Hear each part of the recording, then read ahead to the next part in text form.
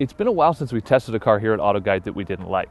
Now, there are a lot of vehicles in different segments that have their faults, even if they're relatively good vehicles. And then there's a lot of other cars that, despite being good, maybe don't live up to their competition if they're in a particularly strong segment.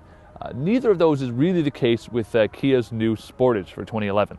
Basically, underneath a lot of the exterior, you're looking at the same vehicle as Hyundai's Tucson, so you can expect a lot of similar things. One of those is the engine. It's a 2.4-liter four-cylinder that's been upgraded, and it makes 176 horsepower, which is actually putting it pretty much right on par with the V6 engine in the last Sportage.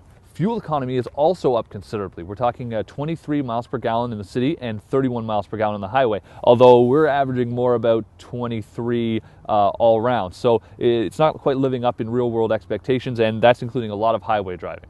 On the design side, we're on two minds about the Sportage. It's pretty nice from this angle. It looks pretty decent. This is, however, one of the top level trims with one of the biggest size wheels, although we still have an issue with Kia's wheels designs. Their designer has done a lot of excellent stuff lately. It's Peter Schreier, known for designing the Audi TT. He's put a lot of great designs into Kia lately. This we're not sure is really one of them. However, it also looks a lot like the Sorento, and probably from a distance you might not be able to tell them apart. So now that we're inside, one of the first things you notice is that it feels pretty cramped in here. Now, it's not that it actually is cramped.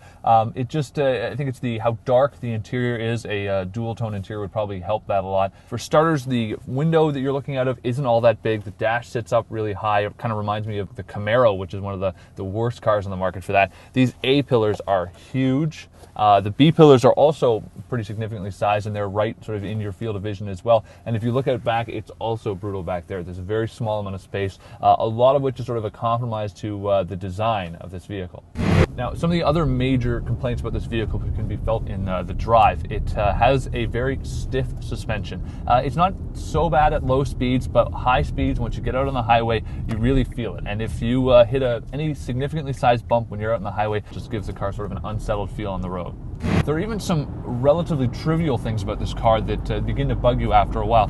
One of them is the gas pedal. It's actually quite upright in its position, whereas the brake is sort of recessed and more natural. What that means is if you're driving along in stop and go traffic all the time, you've got your foot at this serious angle, and that can really sort of wear on your leg after a while. So having been driving the car for almost a week now, you really get a chance to experience a lot of things.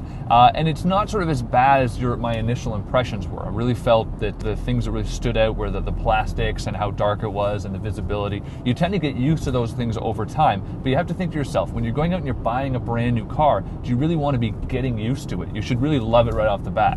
So priced at just under $19,000, the Kia Sportage is sort of still very Korean priced, meaning that like past Korean models, it's very inexpensive, which is great. They've always been a bargain car. Although you're looking at more about $21,000 for a car that you really want to buy with an automatic transmission, because the base models only come with the 6-speed manual, and the reality is next to nobody wants that, even if it is probably still pretty cool. So wouldn't it be great if you could get this car without some of the faults? And the reality is you can. It's called the Hyundai Tucson. So there's very hard to recommend this car when you can get almost the same thing for a very small price increase with a better interior, nicer suspension, and also a very nice ride.